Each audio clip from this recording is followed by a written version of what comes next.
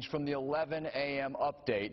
As of 5 o'clock, the track now shows a Category 2 hurricane heading toward Jacksonville on Wednesday. Good evening. I'm John Bachman. And I'm Tanika Hughes. Let's get right to First Alert Chief Meteorologist Mike Burrish. Mike, we still know that there is a lot of time for things to change. And no doubt will change. And we've seen this many times, and I've tried to make sure we emphasize that as well. So don't get too caught up in individual forecasts. That's why we as meteorologists don't get too caught up in exactly individual model runs either and how they change and their nuances. We have to kind of look at them all together as one. But here are the latest numbers. 115-mile-an-hour winds, but the eye is becoming more and more tightly wound. An indication is that this may be Cat 4 strength by later tonight or tomorrow, though the official forecast takes it through Sunday.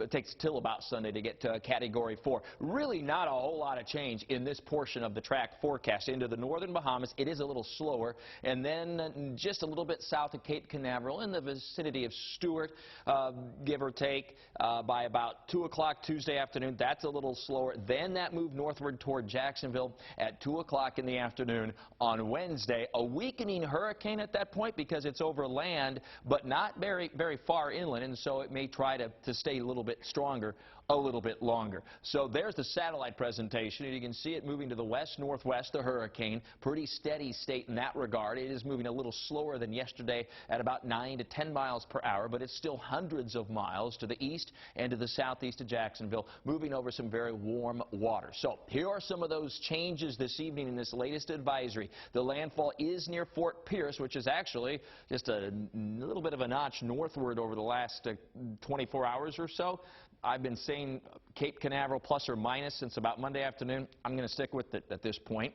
A sharp turn northward once that landfall occurs over Florida, and a potential Category 2 near Jacksonville Wednesday. That too, however, is going to change, especially the intensity. It really doesn't change the impacts all that much outside of there would be more wind. So there's the landfall as we zoom in. Fort Pierce with a Category 4 hurricane, 2 o'clock Tuesday afternoon. If this verifies, by the way, that would be the strongest East Coast Florida hurricane landfall since Mighty Andrew of 1992 that hit extreme southeast Florida, South Miami, and Homestead. Then that move right up the I-95 corridor, in theory, over 24 hours here to just south of Jacksonville. Again, you cannot get too caught up in the exact center and the exact timing yet. And boy, don't panic, folks. Stay calm.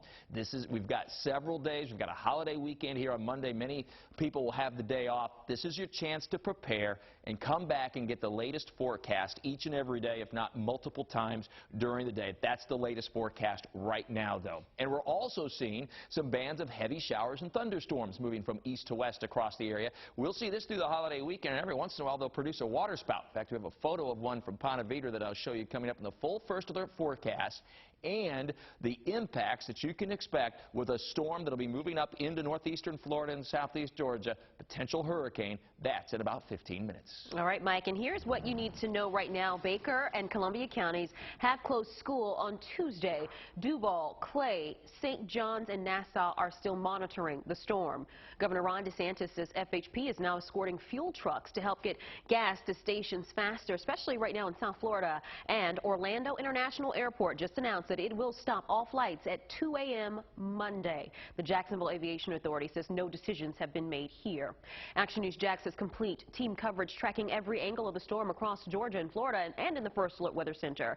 Families living on Black Creek in Clay County tell us it isn't Dorian they're worried about, it's the flooding afterwards, and they got the worst of it in our area during Irma back in 2017. Action News Jax Beth Rousseau picks up our team coverage. She's live from Black Creek now, and Beth, homeowners there are still cleaning up nearly 2 years later. That's the case for the owner of this home. She tells me during Hurricane Matthew, floodwaters came right about to here. Fast forward to Hurricane Irma in 2017. She says that those waters came all the way up to here and made their way inside her house. So she's really worried about what Dorian will do. Shelves are finally going in at Diane Page's home on Black Creek. I've changed it a little bit. She tells me her house has been a construction site since Hurricane Irma in 2017. The inside was, it was just destroyed. It was terrible. The home is raised, but that didn't stop 1.5 feet of water from flooding in. 2 years ago, Action News Jax showed you the water rising around homes along Black Creek. I don't come back very often because it's just too depressing for me. Right now, county leaders are planning ahead for flooding with possible evacuations.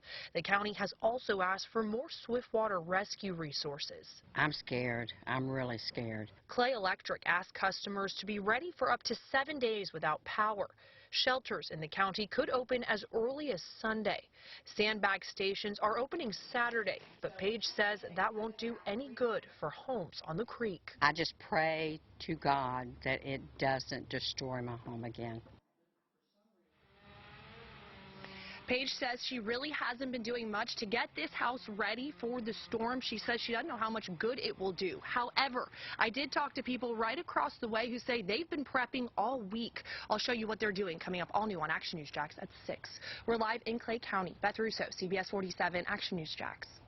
And as we continue to track and monitor the latest with Hurricane Dorian, it is important to know your evacuation zone. This is a live look at an interactive website that allows you to search your address and find which zone your home falls in. So far, no local counties are requiring you to evacuate. To check your evacuation routes, no matter where you live, head to the Hurricane Center on actionnewsjax.com. As Dorian continues to strengthen, the city of Jacksonville is warning everyone to be prepared for potential flooding. Some areas of town are expected to get 10 to 15 inches of rain. Action News Jax Megan Moriarty picks up our team coverage from Ortega Farms, where she spoke with a woman who says her home was flooded before and it will happen again. Underneath all this undergrowth is a deep ditch, and during Irma, homes flooded. Now, with Dorian on its way, people are worried that it's going to be twice as bad now that all of this is here. This is the view from Wanda Shepard's home following Hurricane Irma. I had lakefront property, but my property didn't go up. Despite joking about it now, she's worried for Dorian's arrival. With the ditch as big as high as it is and full as it is, that's a very deep ditch. The water will not drain. Shepard says she's reached out to the city for assistance but has not heard back. Do you have a plan in place? No, I really don't. Today, the city held a press conference telling people to get a plan in place for this storm. The plan is to mitigate if you're in a flood-prone area. We asked the mayor why the city doesn't provide sandbags as most other cities and counties do. Our experts have just deemed that sandbags is not the highest and best use of resources in terms of protecting people and keeping them safe. He says the city's next briefing will be when there is a major development. Reporting from the west side, Megan Moriarty, CBS47 Action News Jax. For the first time, Florida Power and Light is using new technology to protect its St. Augustine substation from storm surge that's expected from Hurricane Dorian. Action News Jax Jamarlo Phillips is live at that substation. Jamarlo, they're essentially fighting water with water. And Tanika, this substation behind me flooded twice during Hurricanes Matthew and Irma. If you take a look behind me here on the ground, you can see a 640-foot long black barrier around the substation. Crews put it out here to prevent future flooding. A spokesperson tells me that it will take about 10 to 12 hours for it to fill completely up with water they're using from the San Sebastian River. Florida Power and Light Company is using a new tool to prevent future flooding. Crews worked to set up a water dam around this St. Augustine substation Friday. It's a powerful storm. FPL spokesman Richard Beltran is hoping the barrier works. So it'll essentially be a water-filled barrier, right? It's kind of like a tube, like a floating tube, inflatable tube, filled with water. It's filled with approximately 200,000 gallons of water. He's hoping what they call an aqua dam barrier will protect the substation from potential flood water caused by Dorian. This is the first time in history that we have deployed the aqua dam. We've done it specifically at this substation because it has been prone to flooding in the past. Beltran says they're preparing for flood levels that could be worse than what Matthew brought here 2 years ago. Beltran also tells me they are starting to position more than 16,000 crews in areas across the East Coast where they believe Dorian will have the greatest impact. Reporting live here in St. Augustine, I'm Jamarlo Phillips, CBS 47 Action News Jax. Drivers stocking up on gas ahead of Hurricane Dorian's arrival caused long lines today at a South Florida Costco. This is new video out of Miami, and dozens of cars are moving in and out trying to get gas at those pumps. Action News Jax Derek Odom picks up our team coverage with how you can find gas right here in Jacksonville. Well, right now, pre-Dorian or pre-holiday weekend, you may be filling up the cars, the gas tanks, to get ready for the storm. It's a great little tool you can use to find gas before you go and get stuck in a long line. It's gasbuddy.com here. It'll let you know what stations have gas before you get there. You can click on the gas tools, and you can see right there, outage tracker. Go to that, and you can search by whatever area you're in to find out where the gas is. Here's the map, and it shows up the icons. Zoom in to your street, and you can see the green icons means there's gas there. Yellow, they may be running low, and red may mean they're totally out of gas. So before you head out the door, go to the gas station to fill up, check out this good little tool here, gasbuddy.com. It'll let you know what station has gas first. I'm Derek Odom in the First Alert Traffic Center. JFRD is preparing for potential flooding our area could see as Hurricane Dorian approaches. Action News Jax Alicia Tarrant-Kahn picks up our team coverage now with a look at a specialized team of more than 200 people training for water rescues. These guys are part of JFRD's specially trained urban search and rescue team. Only 8 teams like this exist in Florida. These are the crews who respond to emergency calls when the water starts to rise.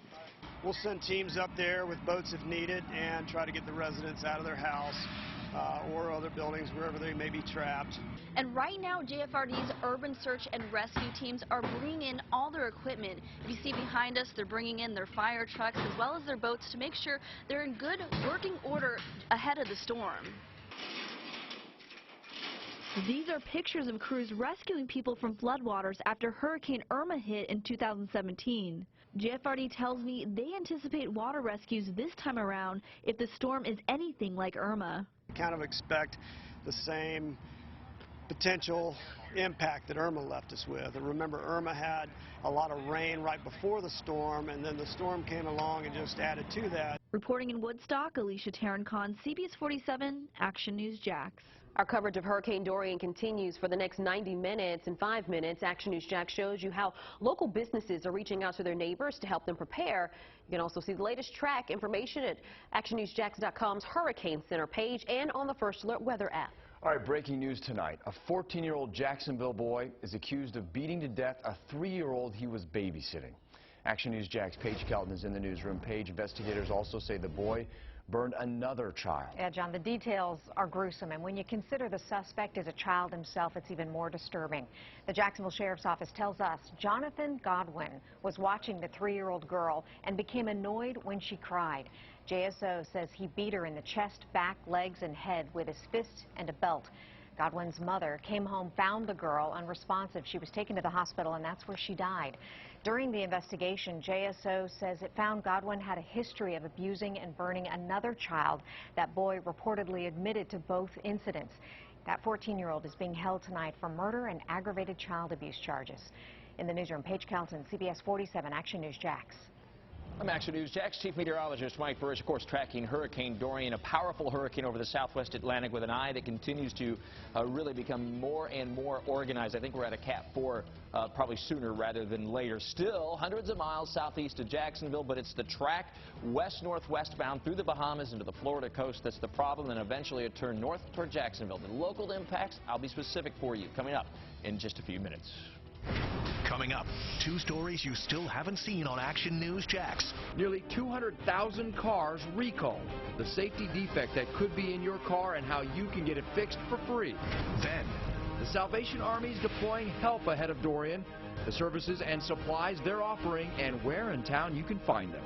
More local stories straight ahead. Next on Action News Jax.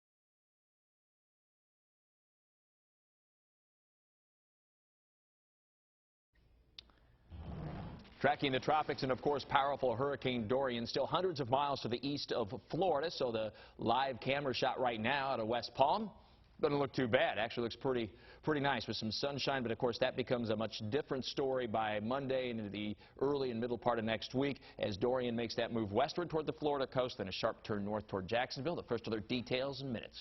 All right, Mike, thank you. Several local businesses are helping people prepare for Dorian by providing them with free water. Yeah, all people have to do is bring their own jugs to fill up. Action News Jax Brittany Werner shows us how Wicked Barley is one of several breweries encouraging everyone to take advantage.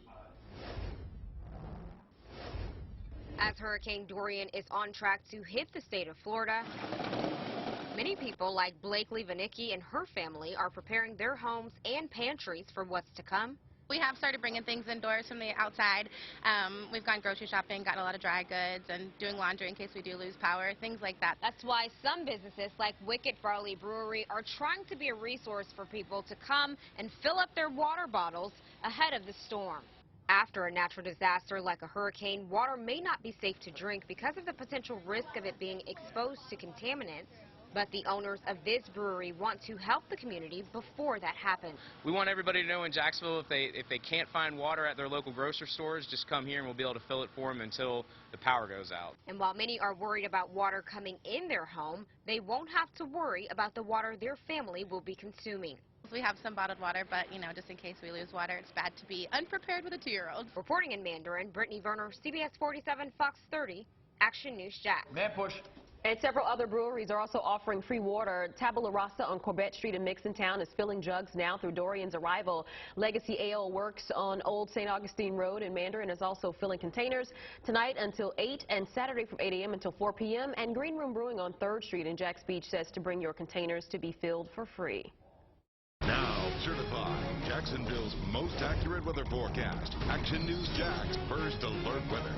Right, we're in the First Alert Weather Center right now, and we are continuing to, of course, track Dorian as it makes that move. A powerful hurricane. Look at that, continuing to move to the west-northwest. We're starting to see those banding structures of a mature hurricane. The eye is very evident now, and that movement to the west-northwest. Those are the new numbers in from the National Hurricane Center. Winds of about 115 miles per hour. That's a solid Category 3.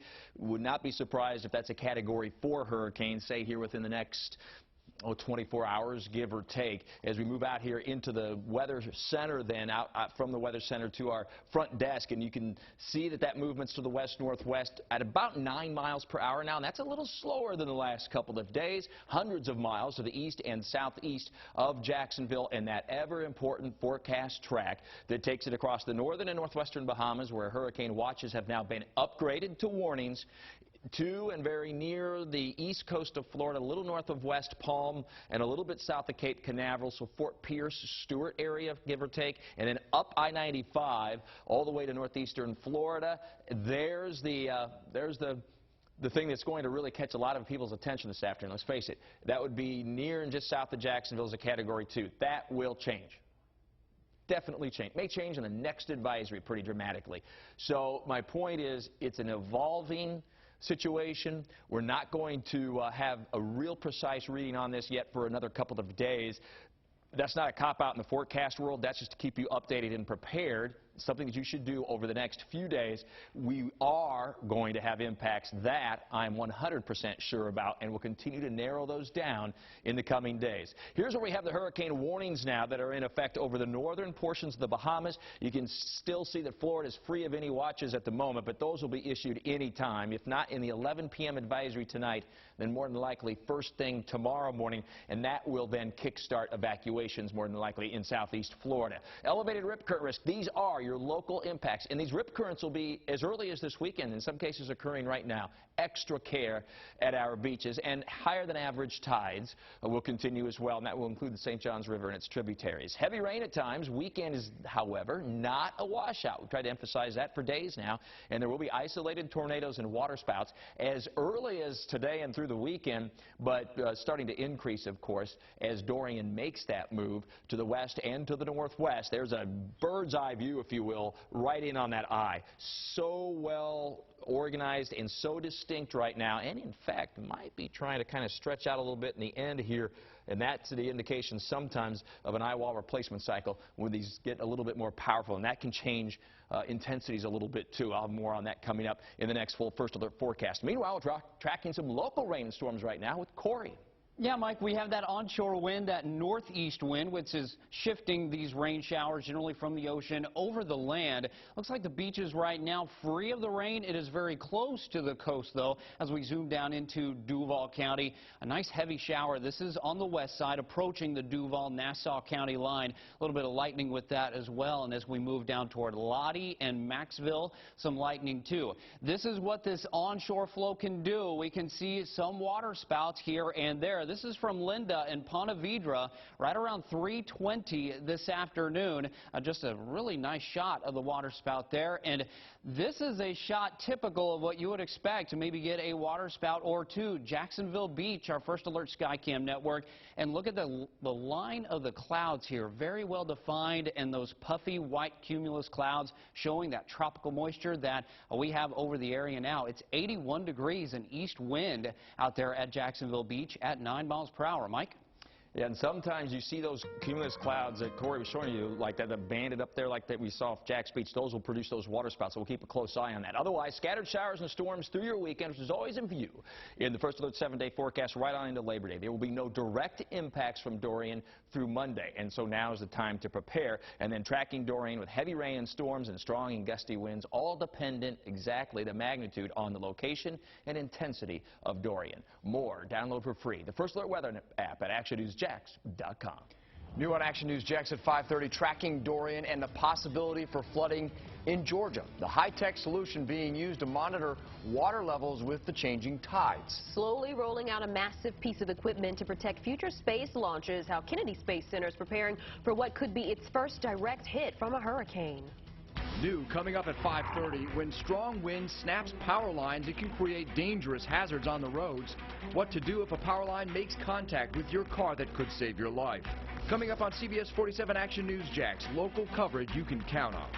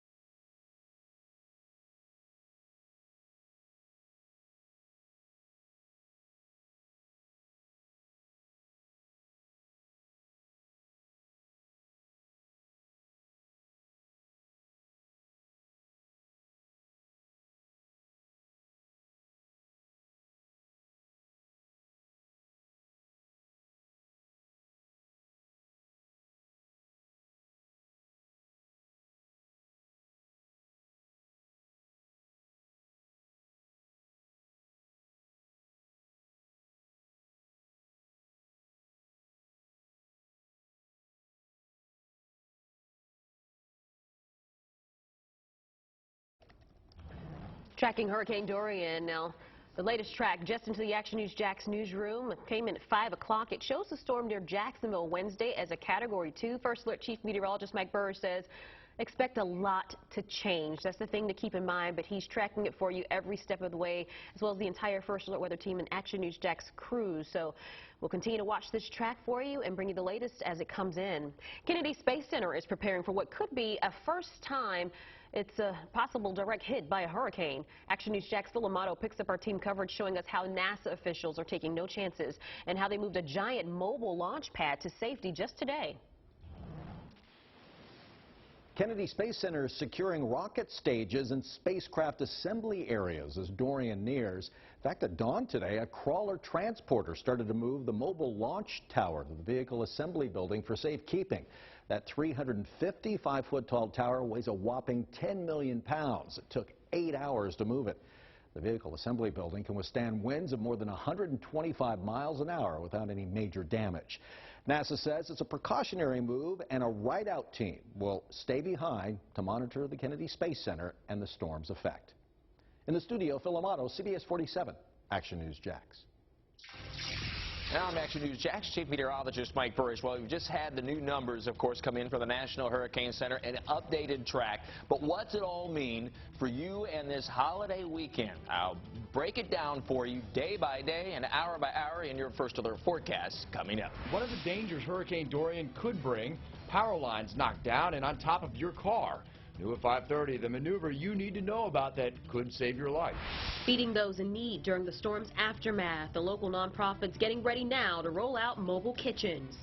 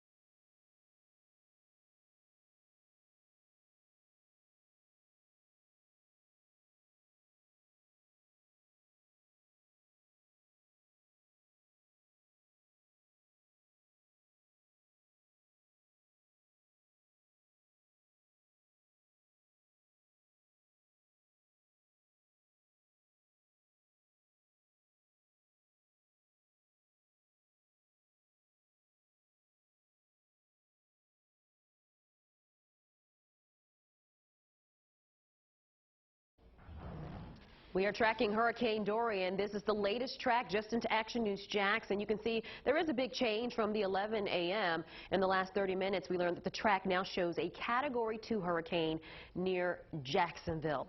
And a live look now at the Juno Beach Pier. You can see a hint of breeze, but right now it's pretty calm and sunny out there.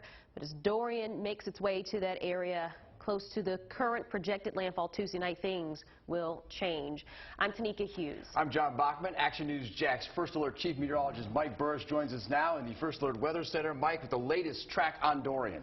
And we're continuing to track Dorian moving to the west and to the northwest now. There's the hurricane southeast of Jacksonville and moving west-northwest about 10 miles per hour or so. That puts it right now about 720 miles away from Jacksonville. Now, it was more than 1,000 miles away, of course, a couple of days ago. Yesterday, got just under 1,000, and now at about 720 miles per hour, moving fairly swiftly and steadily the last several days, but now a little bit slower, down to about 9 miles per hour. Look at the eye in there on Hurricane Dorian as it really starts to wrap up now and intensify. It's about 540 miles away from Miami. It's only about 370 miles from the northern parts of the Bahamas, where hurricane warnings are in effect now. And look at this. Looks like a donut, right? Really well-developed eye, what we call the stadium effect, because it's kind of hollowed out there where that eye is, and you can look straight down in it like as if you were sitting in a stadium, and you can see right down straight to the ocean floor. Well, let me track this for you as it makes that move west-northwestbound. Now Category 3 hurricane, soon to become a Category 4. The forecast is for it to hit as a Category 4 on the northern Bahamas Sunday afternoon and evening, then to very near Fort Pierce and Stewart, give or take, obviously, by Tuesday afternoon, and perhaps south of Jacksonville, possibly still as a hurricane Wednesday afternoon. But I'll tell you what, that's quite a bit of land. If the eye is fully inland, and that's not a certainty, but if it's fully inland, I would have a hard time thinking it could maintain to intensity, but it's possible. And remember, that cone represents the average forecast error out at 4 and 5 days, which is 200 miles on average over the last 30 years. So you're talking anywhere from the eastern Gulf to offshore east of Jacksonville would be the probabilistic average error over the last 30 years. So there's a lot that can and will likely change as the hurricane rolls westbound through the northern Bahamas late in the weekend into early next week, and by early Tuesday morning, the western edge of the tropical storm force winds are making their way onto the east coast of Florida. Full First Alert forecast and those local impacts in about 15 minutes. A lot to watch over the next few days, Mike, and it's important to keep our eye on the tides in our area, even if you don't live on the coast. Let's get you over to First Alert meteorologist right now, Garrett Biedenbaugh, to tell you how to track the tides in your area and how the new moon could affect the impacts of the hurricane. It's good to have a lot of data when you have a big system like Dorian approaching a state, and thankfully the USGS is deploying storm tide sensors across the east coast of Florida here over the next day or so, continuing to watch these. We have 7 deployed right now across our current local counties here in northeast Florida. You can see they go all the way down through Melbourne, down to near Miami, but here's some locally. You can see across Jacksonville. This will measure the water levels in our intercoastal waterway, and you can see right here zooming down to just near Jax Beach. There on Beach Boulevard, we have here in Duval County one of these sensors. We'll be able to monitor these in real time as long as they're have power and as long as they're working. We'll be able to watch the tide levels there in the intercoastal waterway. Obviously, that lets us know what kind of water we're dealing with a lot of rain expected from Hurricane Dorian and a little bit of storm surge as well. So also one thing we have to worry about is the onshore winds, and that's what we've been seeing here the past couple of days. We've had an onshore wind event here across northeast Florida and southeast Georgia, and you can see here it'll be that plus coming out of the new moon phase that will lead to some coastal flooding likely here across northeast Florida and southeast Georgia. Of course, the rain amounts and the amount of flooding depend on the exact track of Dorian. From the First Alert Weather Center, I'm meteorologist Garrett Biedenbaugh. People along the Georgia coast preparing for Dorian tonight, filling up sandbags ahead of the storm. Action News Jax Ryan Nelson is live in Kingsland, where plenty of people are lined up to fill up. John, we're joining you live from Kingsland, Georgia. My photographer and I arrived here about in the last 10 minutes or so. I want to show you this. You can see people are hard at work right now. Shovels, bags, and boots are hard at work right now. You can see that there is this giant mound of sand, all so they can fill bags like these and take them home. Well, that's the plan right now. They tell us that they're used to having to prepare for hurricanes. Of course, we're continuing to monitor the possible impacts on Kingsland, Georgia, and we'll be here going into 6 and 10 and 11. All new tonight. Reporting in Kingsland, Georgia, Ryan Nelson, CBS 47 Action News Jax. Well, tropical cyclones have made such an impact on our area that you can see the damage from space. Action News Jax Paige Kelton picks up our team coverage live in the studio. Yeah, with the help of Planet Labs, we can see how sand around Porpoise Point in St. Johns County was eroded away by Hurricane Matthew. Take a look at this satellite image from August 28, 2016. This is what the Porpoise Point area used to look like. Fast forward to October 9th, after the storm. You can see a huge section of the tip of that peninsula is gone. Let's also take a look at one section of beach in St. Johns County before the storm. After Matthew passed, a new inlet was created. And we will continue to monitor the impacts Dorian has on that area over the next week. Paige Kelton, CBS 47 Action News Jax. As local and state leaders prepare for Dorian's arrival, our national leaders in D.C. are also looking at how to be prepared. Action News Jax, Washington Bureau's Justin Gray is live in Washington, where earlier today President Trump approved an emergency declaration for the state of Florida. Justin. Yeah, he made that pre-landfall emergency declaration after Florida's members of Congress asked for it. This is something they wrote a letter to the White House about this morning. It frees up federal resources immediately for the communities in the storm's path and authorizes FEMA to mobilize and coordinate resources and equipment. President Trump and Vice President Pence started the day with a briefing about Dorian and the federal efforts to prepare at the White House. We went to FEMA headquarters here in Washington, where the storm response is being run from FEMA's National Resource Coordination Center. We are prepared for this very big storm. Now that means we're providing commodities, so that's food and water. We're making sure that shelters are opening in coordination with the American Red Cross and with our state partners. We're making sure that our federal interagency partners, like the Department of Defense and the U.S. Coast Guard, are providing their assets in areas where we anticipate them being needed. Yeah, President Trump will monitor all of this all weekend from nearby Camp David. The president canceled a weekend trip to Poland commemorating World War II. Reporting live in Washington, Justin Gray, CBS 47 Action News Jax. And our coverage of Hurricane Dorian continues for the next hour. In 3 minutes, Action News Jax shows you how the Jacksonville Zoo is working to make sure that animals stay safe during the storm. You can also see the latest track information on actionnewsjax.com, on our Hurricane Center page, and on the First Alert Weather app. With a storm on the way, backup power is a necessity for some of the state's most vulnerable neighbors. Next at 6, Action News Jax investigates if local nursing homes will be ready for power outages. And preparing meals for those in need ahead of Dorian's arrival. New at 5:30, the Salvation Army's fleet of mobile kitchens are ready to serve. Planning how to keep your pets safe is an important part of hurricane planning, and the animals at the Jacksonville Zoo are getting the same consideration.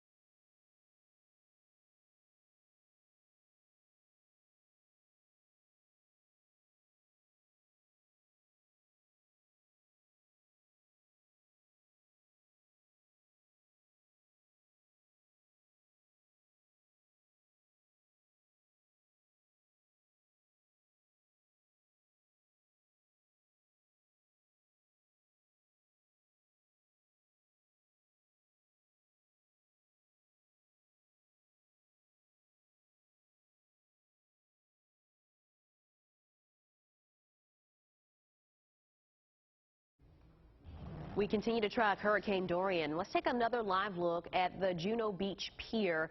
A gentle sea breeze right now. It's actually pretty beautiful out there. But we have a new track for Dorian, and it shows that it's expected to make landfall near that area Tuesday. Well, the Jacksonville Zoo and Gardens is preparing for Hurricane Dorian as well. And right now, staff is tying down any potential debris and collecting food and water. They have more than 2,000 rare and exotic animals. Most will stay in the indoor facilities built with flooding in mind. And the staff and trainers have been selected to stay behind and tend to the park during the storm. Animals recover much faster than people. We're worrying about a whole bunch of things that certainly the animals are never going to worry about. The zoo leaders will look to city leaders before deploying any kind of emergency plans. I'm Action News Jax. Chief Meteorologist Mike Burris. We're tracking some local storms across the area right now. You can see on First Alert Doppler HD, those storms are moving westbound pretty swiftly now across western portions of Duval County. And as they move to the west, not impacted yet, not affected by Dorian. Look at that powerful hurricane as it moves west-northwestbound. How it impacts your weekend or not in the First Alert forecast in minutes. Next at 6, temporarily closed, where inspectors say they found nearly 200 flying bugs in the restaurant report. It's hurricane season, meaning storms could knock down power lines, and you could be in a situation like this with one right on top of your car. But there's a move you need to know about that could save your life.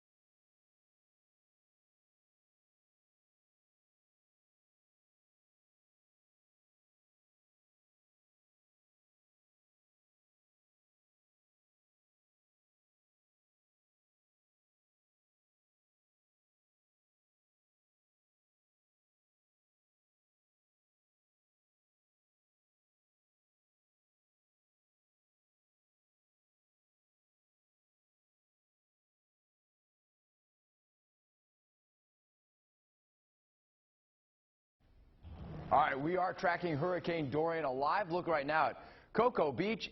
It's beautiful out there right now, as it seemingly always is days before a hurricane. But don't let this fool you, folks. We do have a storm off the Florida coast headed towards Florida. A lot changing in these tracks, but that's the latest track on the right-hand side of your screen. And we will, of course, keep you posted. Tuesday is when it's expected to hit Florida's east coast. Now, when hurricanes hit Florida, they snap power lines. They create dangerous hazards on the roads. And with the help of firefighters, Action News Jax, Lorena Inkland shows you what to do if one lands on your car. This is what St. Johns County firefighters faced back on January 19, 2014. A pickup truck slammed into a power pole, breaking it in half, leaving the power lines dangling on the ground.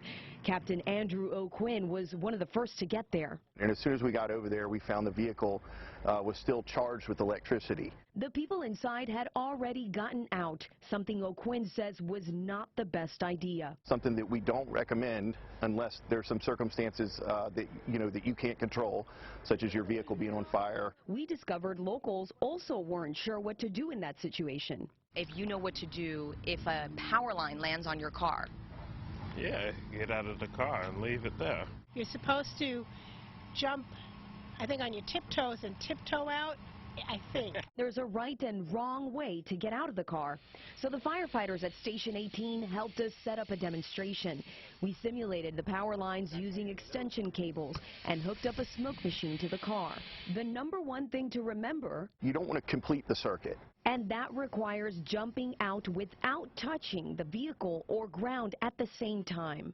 And it's not just the car that could be energized by that down power line. A lot of people don't realize this, but it's also the ground around the car that could put you in danger. When a power line hits the ground, electricity travels in all directions, reaching up to 35 feet away or farther in wet conditions. And it can pack a deadly punch, meaning if you just get out like you normally would, you could conduct electricity from one leg to the other. There's some running down some of the major highways that are probably up around 125,000 volts. So it's a significant amount of electricity flowing through those lines. And just a fraction of that can actually kill you. Yes, ma'am. Does it take a lot? Firefighter Javier Figueroa demonstrated the right way. Climb up to the bottom of the rocker or the bottom rail of that vehicle. Now, he can touch any part of the vehicle as long as he's not, like we said, touching the ground and completing that circuit. So once he jumps, you'll notice he lands with 2 feet at the same time. From there, you can do one of two things. Slide across the ground like that, making sure to never pick up his feet, or he can bunny hop away from the vehicle. We gave it a shot, this time making it a little more realistic by filling the car up with smoke. It took me a few tries, but I finally got it right. You have to treat the electricity with respect at all times. Lorena Inclan, CBS47 Action News Jax. Something else to keep in mind, if you're driving down a road and you see a power line across the street, just back up. Don't try to drive over it. Just find another way around. Now, certified Jacksonville's most accurate weather forecast. Action News Jax, first alert weather. Of course, tracking Dorian have been for 5 days, will be for another 5 at least, as the storm organizes and strengthens over the southern and southwestern portions of the Atlantic. It's a slow go over the next 4 or 5 days. It's sort of a deliberate hurricane, if you will, if you know what I mean. It's slow moving. It's sort of got a mind of its own. It's got a really well-developed eye, as you can see here. This is headed for Cat 4, I think, sooner rather than later. The very powerful winds surrounding in this color, moving west-northwest. It's right now between 700 and 800 miles to the southeast of Jacksonville, and that west-northwest movement is going to continue to be slow here over the next couple of days, but gradually slows down even more by the time it gets to Florida and makes that move right toward the Florida coast. So here's our movement now as it heads to the west and to the northwest through the northern portions of the Bahamas as a Category 4 hurricane, then to the coast and very near Fort Pierce, and then right up toward Jacksonville Wednesday afternoon, possibly still as a hurricane, but folks, this is 5 days out, and the average air, more than 5 days out, and the average air is more than 200 miles at this point. So bottom line is that's going to change. I don't want you to say, oh, that's just not possible. It's certainly possible. I'm just telling you that it is going to shift and change a little bit from time to time, from forecast to forecast, and certainly day to day. And all of southeast Georgia, northeast Florida, of course, are in that area of concern or potential uncertainty, if you will, the cone. So here are our 2 scenarios. One where it heads more westbound and into Florida before it makes the northern turn, or one where it approaches the coast and then kind of just scoots by or just rides up the coast, which is sort of the hint right now. This would be something somewhat similar to Matthew, although Matthew came much from a more of a southern angle.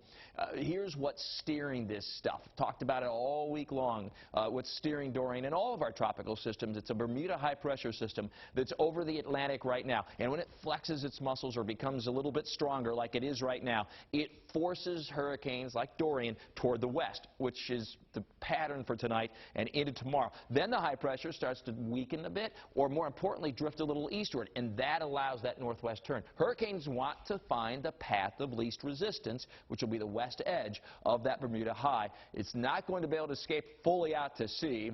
The weakness in that ridge will determine just how far west and when that northward turn is going to be. So this weekend, here's the deal. Stay calm. You've heard me say it a bunch of times. And make sure you're checking back with that forecast. Get an update from the First Alert Weather Team often. You can check out Talking the Tropics with Mike. I update it multiple times when it's active like this. Make sure your storm preps are completed, too. And finally, hey, there's going to be a lot of evacuees in town over the next couple of days. Welcome them. Okay, help them out a little bit. We have some heavy storms moving through parts of the area right now. Could affect high school football games this evening. Corey? Some neighborhoods getting in on that heavy rain, Mike. Other neighborhoods, not so much. But with this onshore wind, we got to keep that in mind. Where the rain falls, it is very heavy, too. A lot of the rain, it is red on First Alert Doppler HD, especially in western Duval County, extreme western Duval. Southwest Nassau, here is Highway 301. A lot of lightning, too, as you folks in McClenny dealing with some of those heavy showers and storms. Headed for St. George, 553, 603 Mount Carey. There's Florida Gateway College neighborhood at 611 and Lake City Gateway at 613. Mike, this onshore wind, it continues through the weekend. Sure does, and that means there will at least be some scattered showers and storms. We've emphasized it all week long. It is not a washout for your holiday weekend. There'll be scattered showers and a few thunderstorms Saturday, Sunday, and Labor Day. And temperatures only moderately warm for this time of year, about where you'd expect, 85 to 90, warm, humid nights. And then, of course, impacts from Dorian potentially increasing Tuesday, Wednesday, and into Thursday. ActionNewsJax.com. It's all the latest First Alert weather. You can download for free the First Alert weather app. Coming up, more local coverage you can count on. First, flooding from Hurricane Irma destroyed many local homes. It was just destroyed. It was terrible. The lengths some are going to keep it from happening again. Then, power outages at nursing homes. They can be deadly, especially during hurricanes. The critical safety equipment the state says nearly 4 dozen local facilities do not have ahead of Dorian. local stories that matter to you. Next on Action News Jax.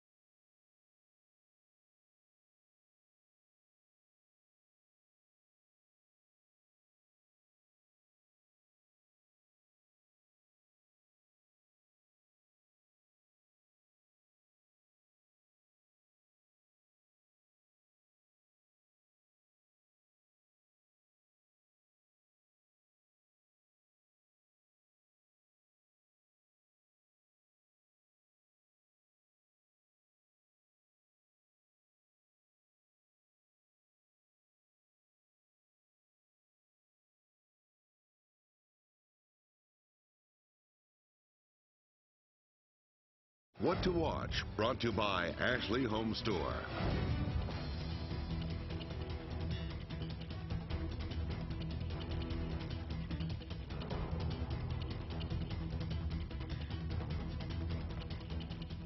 The Salvation Army is known for helping those in need. Action News Jax Christy Turner picks up our team coverage as local Salvation Army units will deploy to help in the aftermath of Hurricane Dorian.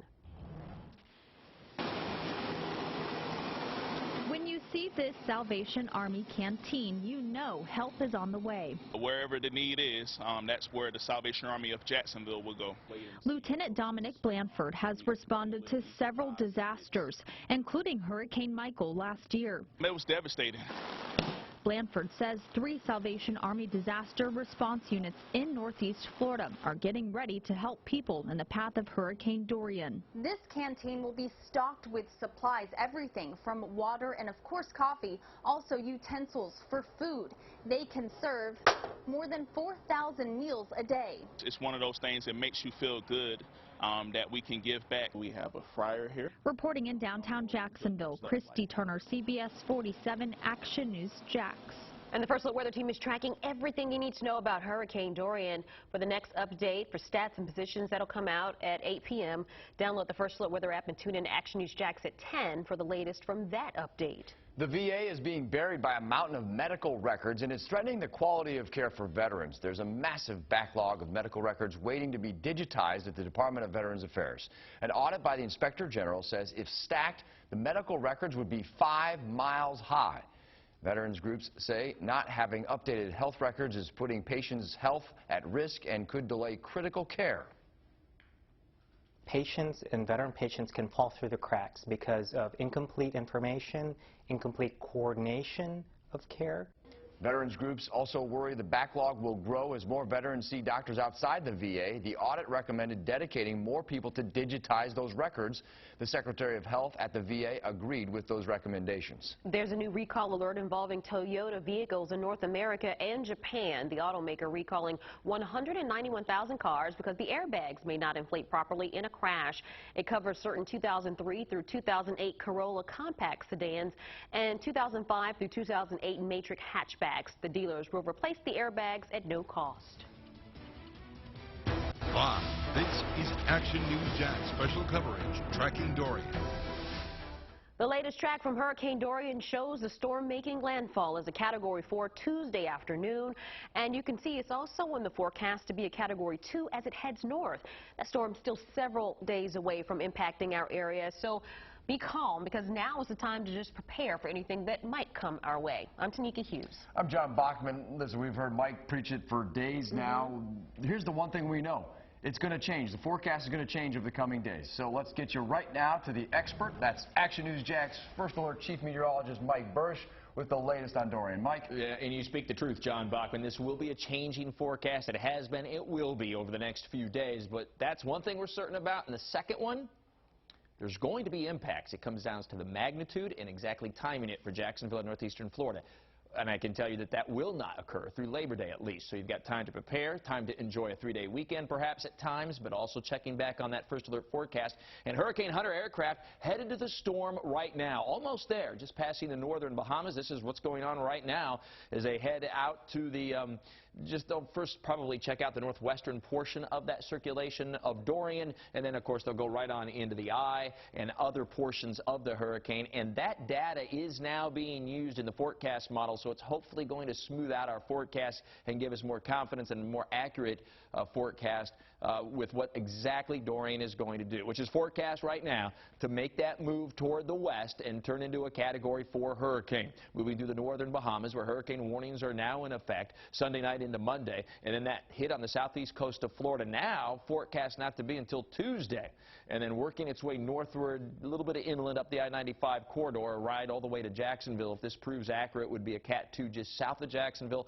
That too, however, is going to be moved and shifted depending on how things evolve here over the next couple of days. There's the spaghetti plots, if you will, the forecast models, and they're really tightly clustered here early on, which is what you'd expect. You're only going out a day or two. It's why the cone zone of uncertainty is always more narrow right in here, widens a little bit when we get into the Bahamas, and even more so when we get to Florida. And there's that turn. All the models are saying it's going to turn. I'm telling you it's going to turn, and it comes down to just exactly when that occurs, and then that'll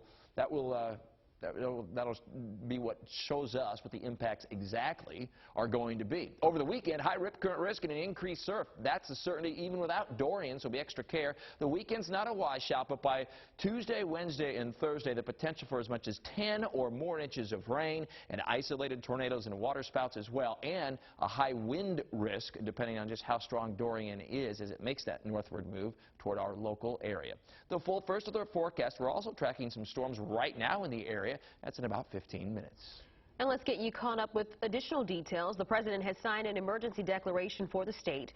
3 local school districts are closed Tuesday. There is a scheduled news conference at 6:15 from Governor Ron DeSantis in Tallahassee. Action News Jax has team coverage on what you need to know to get prepared for the weekend. Action News Jax Ben Becker picks up our team coverage. And Ben, you've been talking to drivers who are already trying to beat the traffic.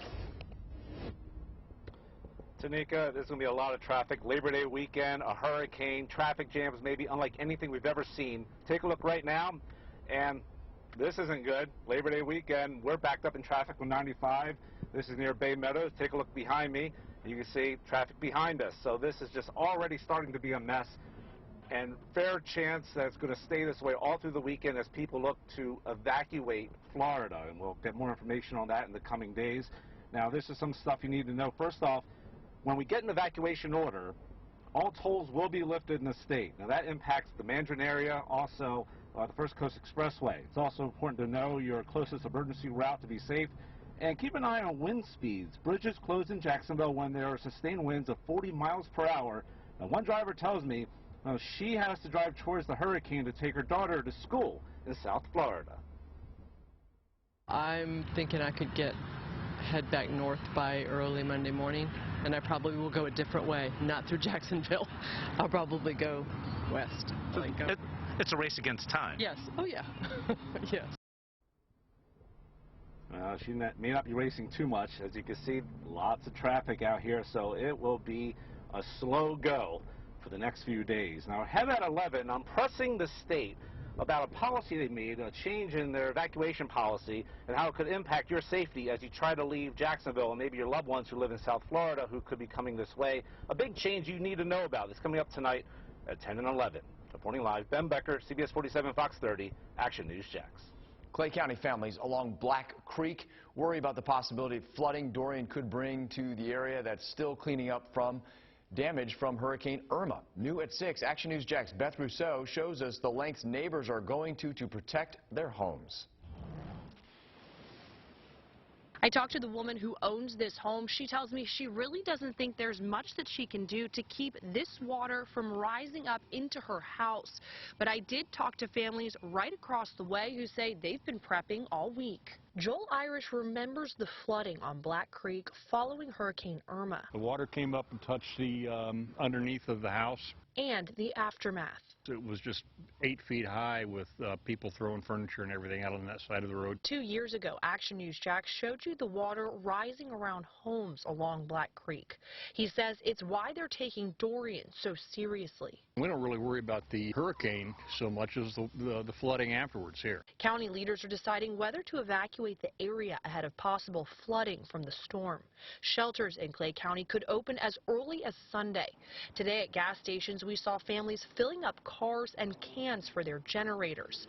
Clay Electric says customers should be ready for up to 7 days without power. Irish tells me he's only worried about water damage. Mainly it's trying to get everything we can either tied down, and the stuff that needs to not get wet, try to get it up as high as we can get it. Families here on Black Creek tell me that if this water rises, sandbags really won't do them any good.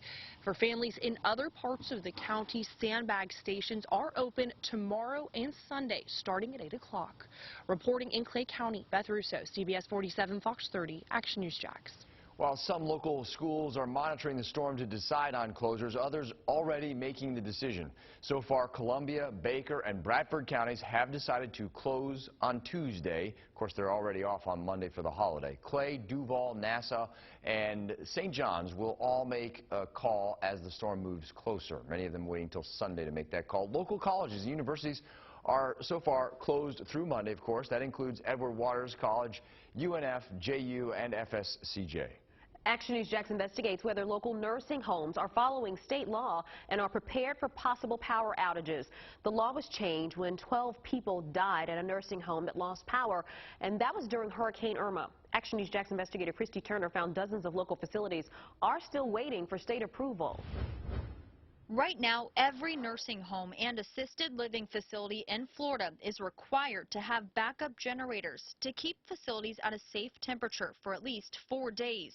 An Action News Jax investigation uncovered records from the Agency for Healthcare Administration, which shows 43 local facilities have no implemented plan. The facilities on this list are technically in compliance because the state approved extensions so they could come up with a plan.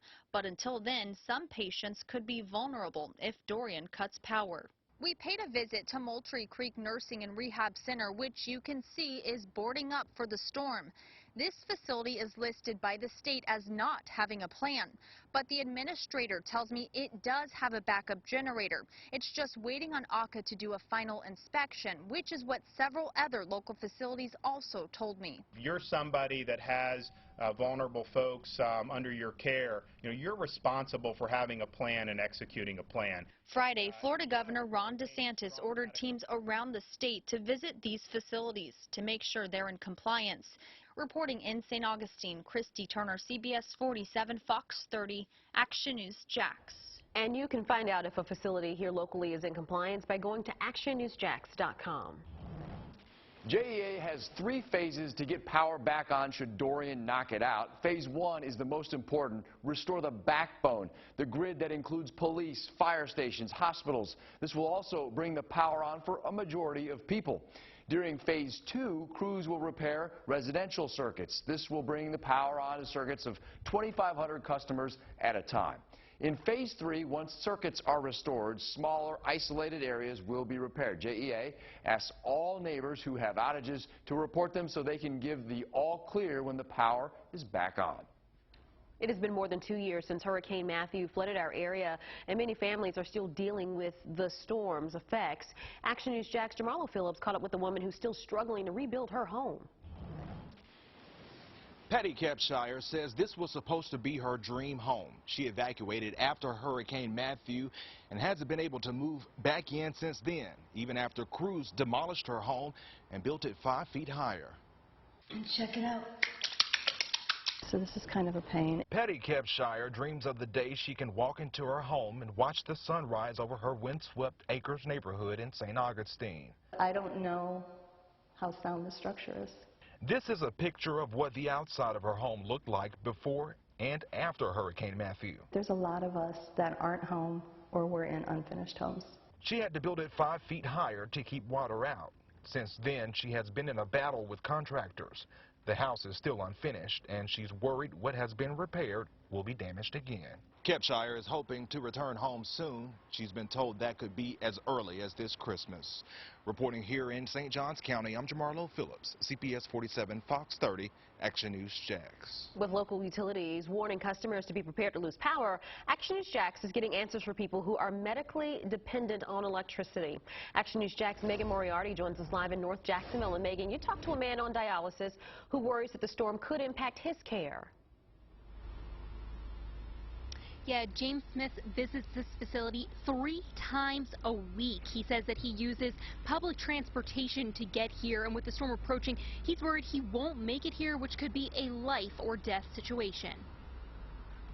We don't know exactly what's going to happen. With so much uncertainty surrounding Hurricane Dorian, James Smith is scared for his life. I got a lot of health issues, and, you know, half of the time is either spent in bed or here or at the hospital. Smith reached out to Action News Jax for answers. Today I asked JEA what people need to do if they have special medical needs and no means of transportation. Go to JEA.com. There's instructions for you in terms of what facilities have the appropriate backup power and water supplies necessary. But the time to act is now. You can register your medical need on JEA's website. They recommend you ride out the storm in a special needs shelter. You can also call 630-CITY for a ride. And we made it easy for you. We have that link over on our website at actionnewsjax.com. For now, we are live in North Jacksonville. Megan Moriarty, CBS47, FOX30 Action News Jax. If you still have questions on preparation, go to actionnewsjax.com, and there you can find the Hurricane Center. It's under the Weather tab. A lot of great information I've been sharing with my friends and family, too. You'll be able to download the Hurricane Survival Guide. It has a lot of great storm information that you need to know. The military making some moves ahead of the storm. Ahead on FOX30 Action News Jax at 6:30, where the Air National Guard has moved jets out of Dorian's path.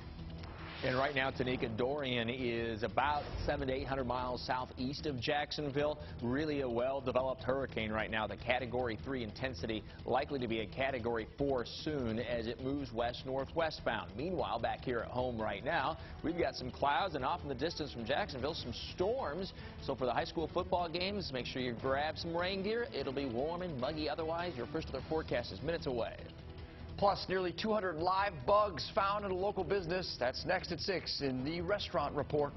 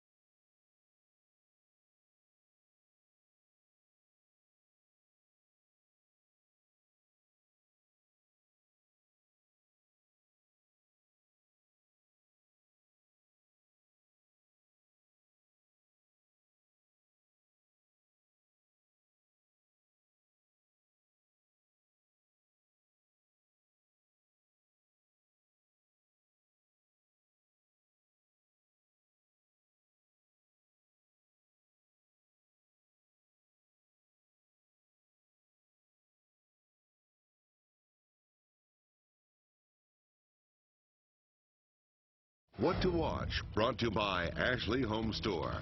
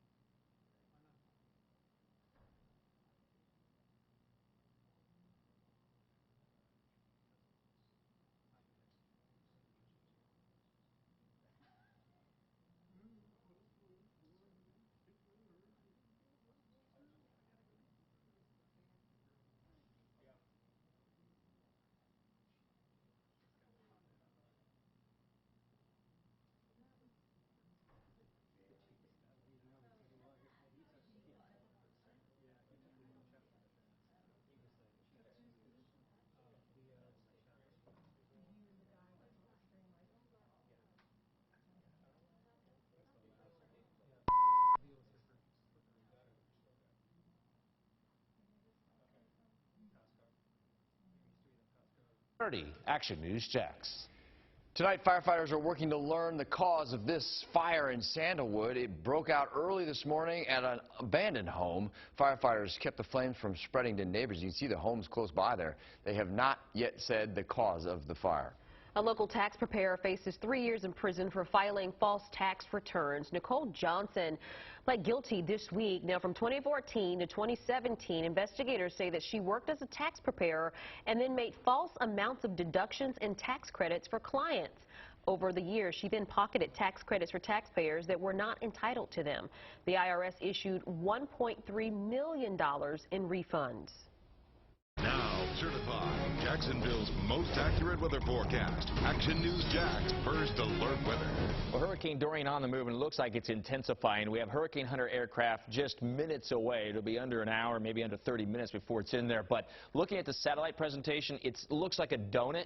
And it's become a very clear eye in the last hour or two. I would just be shocked if this is not more intense than what the actual number is right now, which is 115-mile-per-hour winds, and I would think the pressure is going to be lower, and I would think the winds are going to be higher as that storm, the hurricane, continues that movement to the northwest. Now, I showed you this over the last several days about how Dorian was battling that dry air, and we had a lot of rust-colored, even a little orange on the map, which is that dry air. Notice now how it's gone. And that's one of the reasons now that Dorian is thriving. It's also over very warm water, and now it's a clear shot through the northern Bahamas with plenty of humidity and moisture in the atmosphere, and then it's into Florida or very near Florida. And you can see this band here, that's a weak front. That's about all that's left of a front that dropped down a couple of days ago, but it plays some role in where Dorian goes. Remember, we got the Bermuda High here over the ocean. This will work its way around the edge of that Bermuda High and then hook up with the front when it gets far enough away from that high to allow this northward turn then that right now is forecast to be abrupt over the east coast of Florida or just inland a little bit, but it may still very well end up being the west coast, or it could come up a little short, I suppose, of the east coast before that northward move. I say suppose because that's not the one that I favor the most. But it's not impossible, that's for sure. That's why the cone exists. That wide cone is simply the potential forecast area. It has nothing to do with damage, how much damage, where the damage might be, or how big the storm is. And the forecast is for a Category 2 Wednesday afternoon just south of Jacksonville. That as well will be changing likely pretty dramatically from time to time. Maybe the next advisory, and if not, over the weekend sometime. A lot of rain with this storm, too. These are some of the amounts being thrown out there right now through Thursday, anywhere from a half foot to a foot of rain. But realize that will change, too. But it's what you take away from this is it's going to rain a lot with Dorian as it moves up into the area, and there may very well be some spots that get more than 15 or 20 inches of rain. So here's what we know right now. It's a major hurricane that's going to hit Florida. Eventual turn to the north, especially as it gets closer to or into Florida, and there will be local impacts. Now, there are some things we're not sure about yet. A little bit uncertain. Precise track and timing. Where have you heard that before, huh? Much of this week. And that will continue to be the trend through the holiday weekend. So you need to stay up to date on the latest forecast from the First Alert Weather Center. Stay calm. Clean those storm drains and gutters this weekend. A little extra time on the holiday weekend. So while you're trying to have some fun, maybe, again, taking a peek at that forecast and then clearing out the drains, the gutters. Action News Jax, CBS47 and FOX30. News 104.5 WOKV for updates. It is not a washout this weekend, folks. Saturday, Sunday, and Labor Day. And there'll be no direct impacts either from the hurricane as Dorian continues well to the east of Florida. High temperatures 85 to 90. There will be a few scattered showers and storms from time to time, but overall not all that bad. And we do have some storms right now, and some of those high school football games a little wet, Corey.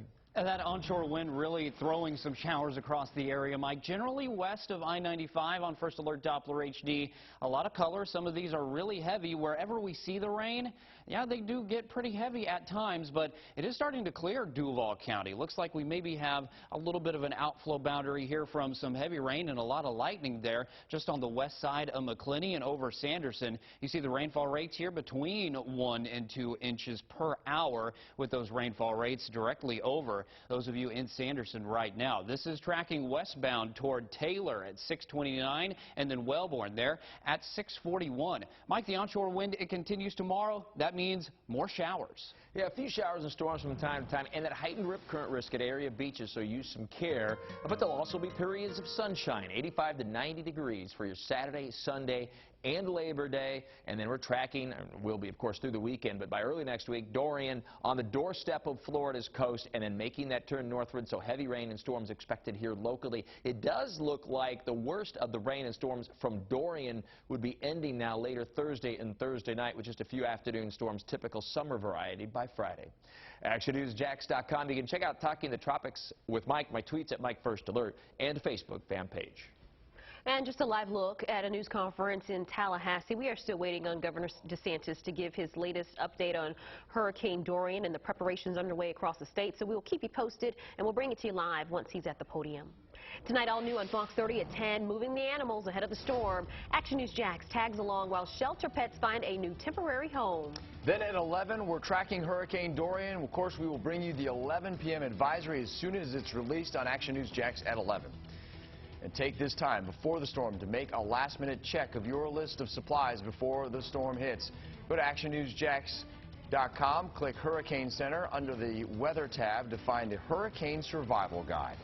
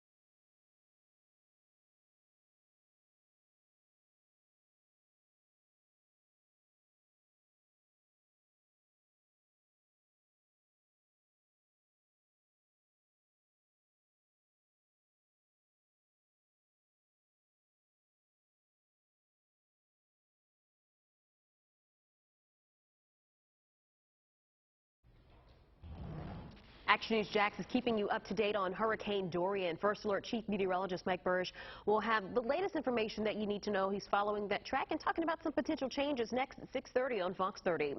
Duval County Public Schools in the city of Jacksonville are working together to turn schools into shelters if need be.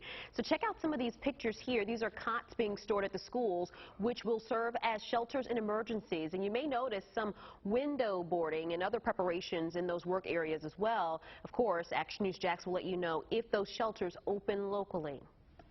For the second time, the Rolling Stones are having to change plans because of a storm. This time, tomorrow night's show in Miami will be played tonight.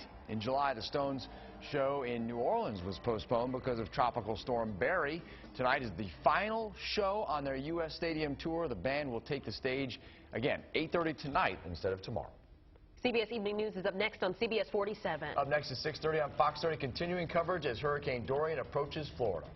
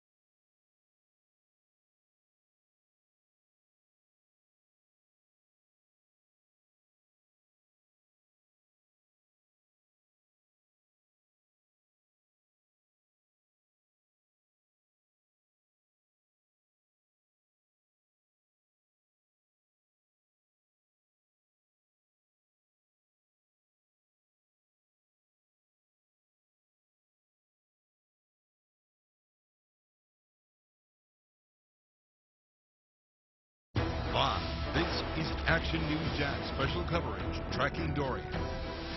And the latest track on Hurricane Dorian shows the storm hitting Florida Tuesday, taking a turn to the north toward Jacksonville Wednesday. Action News Jax's team coverage as Dorian approaches. I'm Tanika Hughes. And I'm John Bachman. Let's get right over to Action News Jax First Alert Chief Meteorologist Mike Bursch with the latest. Mike. Dorian is strengthening. We have a Hurricane Hunter aircraft into the storm here any minute, and we'll get some updates and then, of course, a formal advisory update from the National Hurricane Center in about an hour and a half and 90 minutes near 8 p.m. Probably come out between 7:30 and 7:45. But there's the movement west-northwest, attaining that Cat 3 status during the morning hours today into the early afternoon. Still a long ways away from Jacksonville, almost 1,000 miles, a little under 900 miles away from Jacksonville, and that movement will be to the west-northwest. The early part of this track really is unchanged over the last couple of days. Is a Category 4 into the northern portions of the Bahamas, and a Category 4 then on the east coast of Florida near Fort Pierce, and then a strong turn to the north toward Jacksonville, although that part of the forecast is the most uncertain part because it's the longest part out there, yet 4 or 5 days away, and the average forecast areas can be up to 200 miles at that point.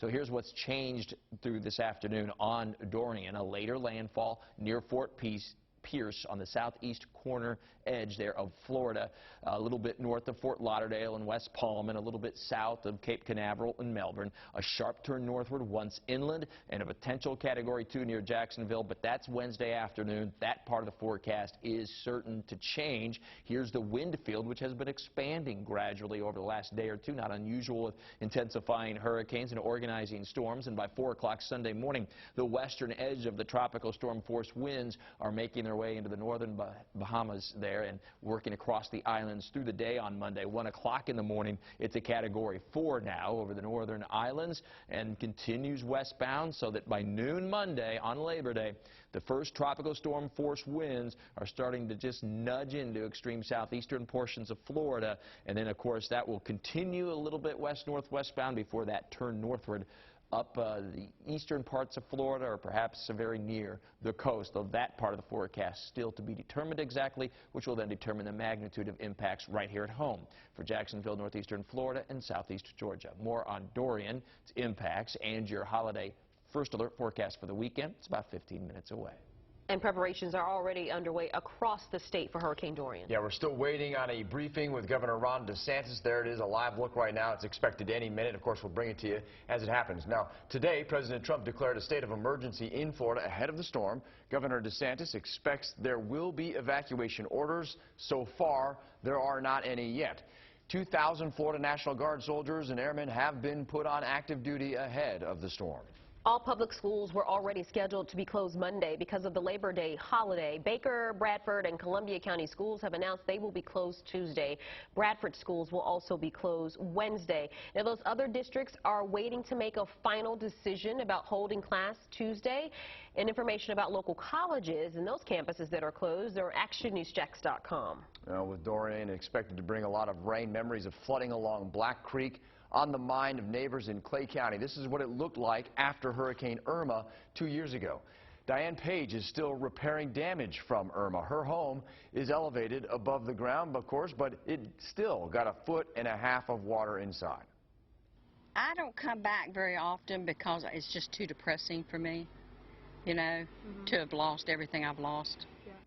Sandbag stations are opening up tomorrow in Clay County. Of course, Page says those won't do her any good in any of the homes along the creek, but there are plenty of areas that could use them, and they're available. Information on where to get free dirt for sandbags, county by county, just one of the many things that you can find on actionnewsjax.com and on our app.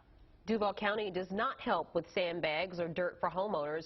In Action News Jax, Megan Moriarty shows us how people are preparing for the anticipated flooding. Underneath all this undergrowth is a deep ditch, and during Irma, homes flooded. Now, with Dorian on its way, people are worried that it's going to be twice as bad now that all of this is here. This is the view from Wanda Shepard's home following Hurricane Irma. I had lakefront property, but my property didn't go up. Despite joking about it now, she's worried for Dorian's arrival. With the ditch as big as high as it is and full as it is, that's a very deep ditch. The water will not drain. Shepard says she's reached out to the city for assistance but has not heard back. Do you have a plan in place? No, I really don't. Today, the city held a press conference telling people to get a plan in place for this storm. The plan is to mitigate if you're in a flood-prone area. We asked the mayor why the city doesn't provide sandbags as most other cities and counties do. Our experts have just deemed that sandbags is not the highest and best use of resources in terms of protecting people and keeping them safe. He says the city's next briefing will be when there is a major development. Reporting from the west side, Megan Moriarty, Fox 30 Action News Jax. And before the rain comes, know your zone. Go to the weather section of actionnewsjax.com. Look under Hurricane Center to find an interactive map, and from there you can see which evacuation zone you live in. When the floodwaters come, JFRD is ready. Action News Jax Alicia Tarancon shows us how a special team is ready to rescue people who get into trouble. These guys are part of JFRD's specially trained urban search and rescue team. Only 8 teams like this exist in Florida. These are the crews who respond to emergency calls when the water starts to rise. We'll send teams up there with boats if needed and try to get the residents out of their house or other buildings wherever they may be trapped. And right now, JFRD's urban search and rescue teams are bringing in all their equipment. If you see behind us, they're bringing in their fire trucks as well as their boats to make sure they're in good working order ahead of the storm. These are pictures of crews rescuing people from floodwaters after Hurricane Irma hit in 2017. JFRD tells me they anticipate water rescues this time around if the storm is anything like Irma. We kind of expect the same potential impact that Irma left us with. And remember, Irma had a lot of rain right before the storm, and then the storm came along and just added to that. Reporting in Woodstock, Alicia Tarancon, Fox 30, Action News Jax. Florida Power and Light is hard at work making sure the power gets restored quickly after any outage. As Action News Jax Jamarlo Phillips shows us, part of that work is protecting their substations from rising water. This substation behind me flooded twice during Hurricanes Matthew and Irma. If you take a look behind me right now on the ground, you can see a 640-foot-long black barrier that surrounds the substation. Crews are hoping that it will prevent future flooding. A spokesperson tells me that it will take about 10 to 12 hours for it to fill completely up with water they're using from the San Sebastian River. Florida Power and Light Company is using a new tool to prevent future flooding. Crews worked to set up a water dam around this St. Augustine substation Friday. It's a powerful storm. FPL spokesman Richard Beltran is hoping the barrier works. So it'll essentially be a water-filled barrier, right? It's kind of like a tube, like a floating tube, inflatable tube, filled with water. It's filled with approximately 200,000 gallons of water. He's hoping what they call an aqua dam barrier will protect the substation from potential flood water caused by Dorian. This is the first time in history that we have deployed the aqua dam. We've done it specifically at this substation because it has been prone to flooding in the past. Beltran says they're preparing for flood levels that could be worse than what Matthew brought here 2 years ago. Beltran also tells me they are starting to position more than 16,000 crews in areas across the East Coast where they believe Dorian will have the greatest impact. Reporting here in St. Johns County, I'm Jamarlo Phillips, CBS47 Fox 30 Action News Jax. And while many people are heading to grocery and big box stores to get bottled water, there are some other local businesses that are helping people fill up. Wicked Barley and Brewing in Mandarin is helping people fill up their empty containers. You do need to bring your own, though. Tabula Rasa on Corbett Street in Mixon Town and the Green Room Brewing and Jax Beach are also filling up your jugs, and so are Smoothie King locations. Both AAA and state leaders say there's plenty of fuel in Florida. Some gas stations are running out before new shipments arrive. In other words, they're still resupplying. Action News Jax Derek Odom shows us a tool you can use to check ahead for gas. Using the Gas Buddy website, they have a good little tool here. If you go to gas tools here on this website and down to outage tracker, it tracks the gas stations in your area. You can put it in any area of Florida, really. But of course, we have it zoomed into Jacksonville. You can see the icons there. The yellow means they're running low on fuel, and the red means they're out of fuel. And green, of course, means you are good to go. So use this tool before you fill up, before you head up for the holiday weekend. Guys? All right, this is new video from Wright-Patterson Air Force Base in Ohio. The planes you're looking at are from the Air National Guard Base in Jacksonville. The planes arrived today after flying out of the way of Dorian's potential impacts. As we told you last night, the Navy has sent 6 ships from Naval Station Mayport out to sea. 8 ships will stay in place at Mayport. The federal government is using satellites above and buoys on the water to help track Dorian. Meteorologist Kara Biedenbaugh shows us how it all works. It's good to have a lot of data when you have a big system like Dorian approaching a state, and thankfully the USGS is deploying storm tide sensors across the east coast of Florida here over the next day or so, continuing to watch these. We have 7 deployed right now across our current local counties here in northeast Florida. You can see they go all the way down through Melbourne, down to near Miami, but here's some locally. You can see across Jacksonville. This will measure the water levels in our intercoastal waterway, and you can see right here zooming down to just near Jax Beach. There on Beach Boulevard, we have here in Duval County one of these sensors. We'll be able to monitor these in real time as long as they're have power and as long as they're working. We'll be able to watch the tide levels there in the intercoastal waterway. Obviously, that lets us know what kind of water we're dealing with a lot of rain expected from Hurricane Dorian and a little bit of storm surge as well. So also one thing we have to worry about is the onshore winds, and that's what we've been seeing here the past couple of days. We've had an onshore wind event here across northeast Florida and southeast Georgia, and you can see here it'll be that plus coming out of the new moon phase that will lead to some coastal flooding likely here across northeast Florida and southeast Georgia. Of course, the rain amounts and the amount of flooding depend on the exact track of Dorian. From the First Alert Weather Center, I'm meteorologist Gary Biedenbaugh. NASA is working to lock down the Kennedy Space Center ahead of Dorian. Today, the agency moved the huge mobile launcher off Launch Pad 39B. It will be placed inside of the vehicle assembly building to weather the storm. Before hitting Florida, Dorian will go near the Bahamas on Sunday. A live look right now from Nassau, where it's calm, and you see the cruise ships there. Some clouds in the horizon, but all in all, pretty nice. The area is, though, under a hurricane warning because that storm is heading that direction and will be there in just a couple of days. All right, new video right now from inside a Hurricane Hunter plane. They got into the storm to measure the speed of the wind and the pressure inside at the eye. Pretty amazing stuff that they can do, and it's very important information for folks like Mike. Mike?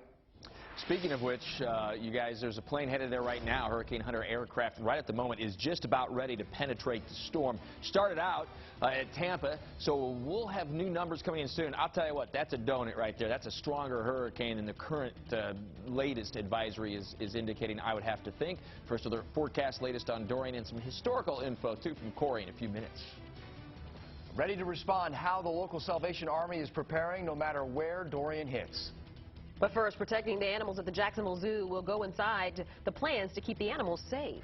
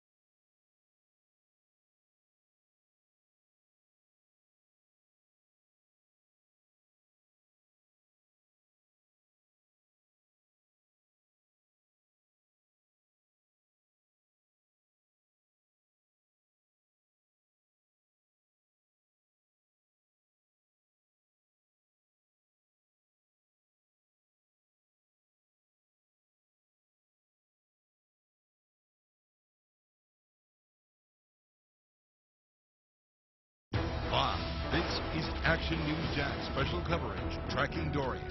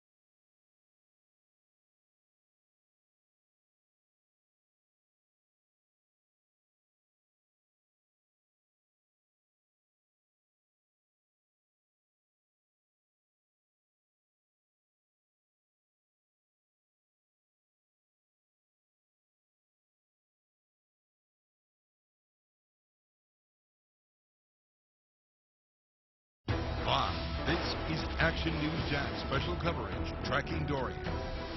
All right, a live look right now in the port of Nassau in the Bahamas, and that's the Carnival Elation, which is ported out of Jacksonville, if I'm not mistaken.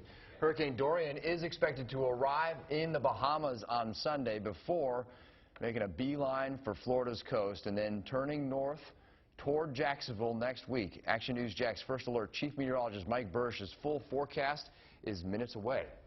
The Jacksonville Zoo and Gardens is preparing for Hurricane Dorian. And we pick up our team coverage with Action News Jax Elizabeth Pace, who shows us how the zoo is making sure the animals will be safe in the storm. Tying down debris, collecting food and water. Storm preps are in full effect at the Jacksonville Zoo and Gardens. There are people from facilities, there's a veterinarian, there are certainly the animal care staff.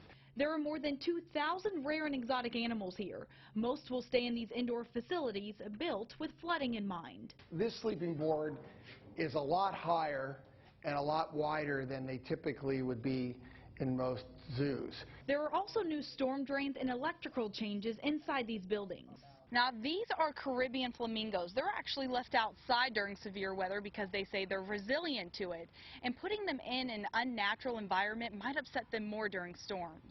Animals recover much faster than people. We're worrying about a whole bunch of things that certainly the animals are never going to worry about. Some staff members will stay here at the park throughout the storm.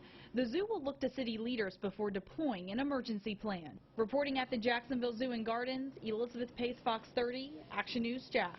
All right, the Elation's actually out of Port Canaveral. It's the Ecstasy that's out of Jacksonville. Just wanted to clarify that for anybody. Local units of the Salvation Army are ready to respond to damage from Hurricane Dorian in Florida. Their emergency canteen is ready to drive into a disaster area to make hot meals for people who have lost power and even their homes. Each one can serve more than 4,000 meals a day. There are 3 disaster response units in Northeast Florida getting ready. Now certified Jacksonville's most accurate weather forecast. Action News Jax First Alert Weather. We continue to track the tropics and Hurricane Dorian as that movement is to the west and to the northwest. Winds are at about 115 miles per hour. It's a Category 2 hurricane, but I think all indications are this is stronger than that. The Hurricane Hunter aircraft just getting into the storm now. We'll have the first initial numbers on that new mission here coming out any minute with that movement west-northwest. It's still, though, hundreds of miles, 800 give or take miles southeast of Jacksonville. So this is not a weekend thing as far as impacts, but it's a weekend thing as far as preparations and keeping up to date on the latest First Alert forecast. And guess who's going to work through the weekend to keep you updated? That would be me. So I'll be around, along with the entire First Alert weather team, and I understand the governor is now ready to speak. Briefed by the Palm Beach County Emergency Operations Leadership. We were at Florida Power and Light looking at their command center, because obviously getting the power back on is going to be very important. Then also went to Central Florida and met with the folks in Orange County. This hurricane, as you know, has been upgraded now to a Category 3. I think most models forecast it to be a very intense storm, most likely a Category 4. You need to be prepared. We're watching these models, and there have been some changes this afternoon with the National Hurricane Center, but really it's still too soon to know precisely where this will strike Florida, and so you need to be ready and take the time to take the precautions necessary to protect yourself and your family. Now, we've been working closely with the local officials, particularly on the east coast of Florida, in the counties that are most likely to be facing the brunt of this storm, counties like Palm Beach and Martin and Brevard, and regarding their plans for evacuation. And they will be making announcements regarding the execution of those plans tomorrow. And we've appreciated working collaboratively with them because I think it's important that this is a team effort, and then we're working constructively with not only our local partners but with our federal partners. If you are ordered, if you are in an evacuation zone and there's a mandatory evacuation order issued, please heed that call. You're looking at a storm that could produce life-threatening storm surge and major hurricane force winds. There is a danger to your life if you remain in these evacuation zones. So please heed the call. I want to thank some of our neighboring states and other states throughout the country, businesses in other states and individuals who've offered their support. Consumers Energy, which is a Michigan-based company, they're sending crews down to Florida over the weekend in preparation for the hurricane. Ohio Task Force 1 has sent 85 members to conduct searches, including canine search, provide rescue and medical duties, and to help fulfill logistics needs. Encore, which is the largest transmission and distribution electric utility in Texas, has pre-positioned 100 employees and contractors in Florida for assistance with the power and the utilities. New York is sending firefighters to help. Nebraska Public Power District announced Thursday that it's dispatching crews to help Florida's recovery. Delaware-based Delmarva Power and Atlantic City Electric are also dispatching crews. I talked with Kay Ivey, Governor of Alabama. She's authorized National Guard personnel to help our National Guard here. So we really appreciate that. When we were at the Florida Power and Light Command Center, they have brought in between 12 and 14,000 individuals to be pre-positioned and ready so that when the storm passes and power goes out, that they can work hard to get the power back on. We will be having our Department of Transportation working with them to clear any roads that need to be cleared so that the contractors can get where they need to go and help put the power back on. But this is something that we stress with the utilities, the need to be ready and to act quickly, and they are all executing plans, and we appreciate that. I'm also appreciative of our National Guard. They do a profound service to our state. And I'm told that Florida's 53rd Brigade Combat Team with 3,500 troops were recently training for 3 weeks in Mississippi. They returned home and went back to work in their private jobs, as guardsmen do, for a few days, but then yet now they're being called back up to be able to serve during Hurricane Dorian. This is a sacrifice, and we appreciate it, but it's important for the employers of these guardsmen to be flexible in adjusting their work schedules when they're called to duty. This is required by the law here in the state of Florida under Statute 250.482. It says employers cannot penalize National Guardsmen and women who are ordered to active duty. So I trust that that law will be honored during this hurricane, and that our guardsmen can dutifully serve knowing that their private sector jobs are not in jeopardy. Transportation and fuel. Orlando International Airport has announced it's going to cease commercial flight operations on Monday morning, September 2nd at 2 a.m. The EPA has granted our request for fuel waivers to expand the fuel supply in Florida. by allowing additional uses of off-road diesel and allowing fuel stations to sell winter blend fuel. This will allow us to get more fuel in the state faster. Domestic tankers serving Florida operating as scheduled with daily offloads at port around the state, and these operators are in close contact with the Coast Guard and with our emergency response team. Today we began escorts for fuel with the Florida Highway Patrol. So those highway patrolmen were escorting the tankers from Port Everglades to locations in Miami-Dade and in Monroe counties, just because of the logistics with Monroe, and that's proven to be a help. We are also bringing in now fuel from out of state, from Louisiana, and then I'm going to work with the federal government to figure out if there's anything else we can do in the short term to help meet the fuel demand here in the state of Florida.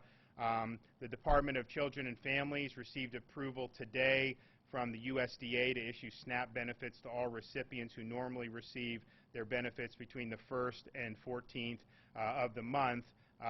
This is an early release of the regular benefits. It's not new money. Lake Okeechobee and the Army Corps of Engineers. The lake is now at 13.6 feet.